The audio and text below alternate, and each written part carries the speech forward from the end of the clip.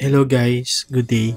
So, sa video na to, papakita ko sa inyo yung journey ko with Alpha Capital Group, isang platform company based on UK.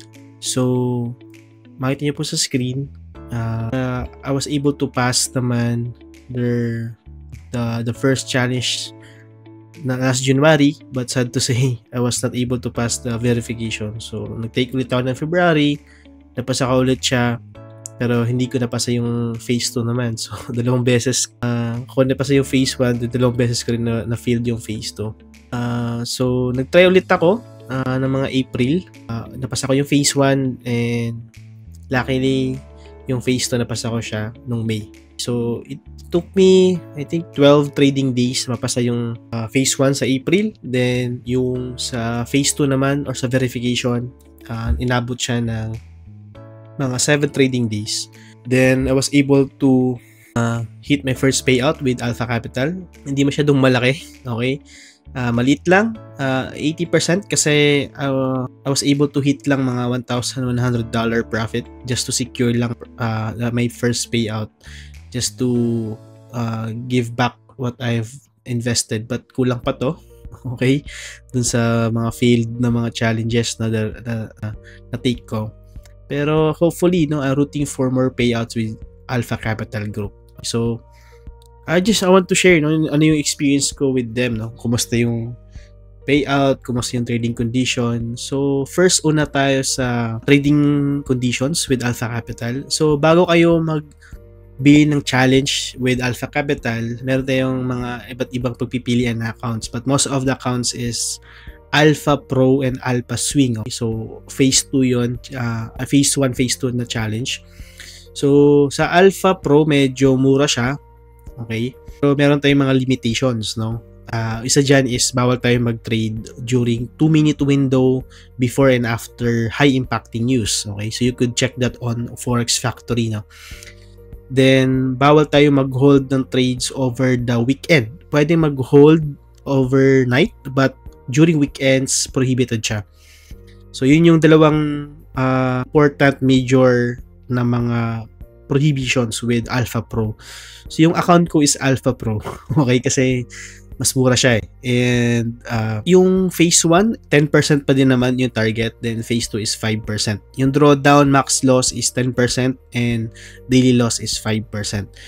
With, yung pangalawang, account, yun yung recommended ko, yung Alpha Swing. Okay? Kasi pwede siya mag-trade over the week, mag-hold over the weekend, and also pwede mag-trade during news event, high impacting news na mga events, no? So, wala kang isipin na mga prohibitions, no? Pag isang mali yan, medyo mahirap. So, ito na nga, no? So, my case, sa case ko, Alpha Pro yung nabili ko. Then, I was kumbaga aware ako na bawal mag-trade sa news, no. Pero yun na nga na after requesting my first payout, okay, na-reject yung first, kasi yung unang request ko is only lang naman yun is $600.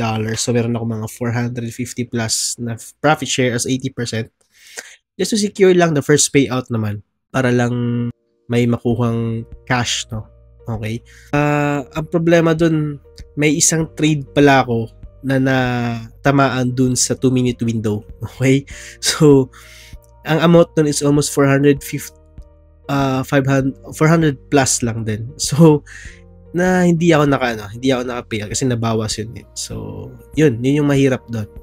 So, kailangan kong tignan mo muna talaga, no, everyday yung high impacting news. Kailangan mong iwasan yung 2-minute window before and after.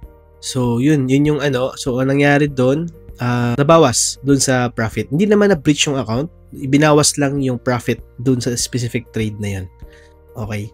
So, the next one is, ang gusto ko i-share is about doon sa process ng payout. Okay. Ang nangyari doon, bago binigay sa akin yung first payout, meron munang interview, okay, with Alpha Capital.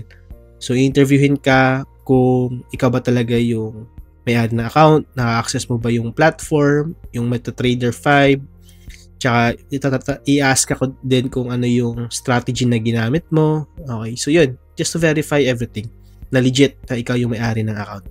So, wala namang problema, smooth lang, no? Ang mahirap nandun is i-schedule, okay? So, kung medyo malayo, so kailangan mo talaga antayin. And, so far, okay naman yung support, okay? Support-wise, naman, mabilis naman sila mag-reply. Then, sa ngayon, wala naman ako naging problema pa. So, if ever may mga makita akong mga experience then na hindi maganda, pero so far naman, I'll also share it to you, no? Sa mga nagbabalak na mag-take ng prop firm, so isa to sa mga pwede i-consider if you are a serious trader na medyo kailangan ng serious na talaga na pag-trade kasi makaka-harness to especially on your risk management part, no? So, yun lang. Balita ko kayo sa ACG. Okay? So, yun lang. Thank you guys sa panonood. I hope na natuloy yung video na to. So, bye. Ciao.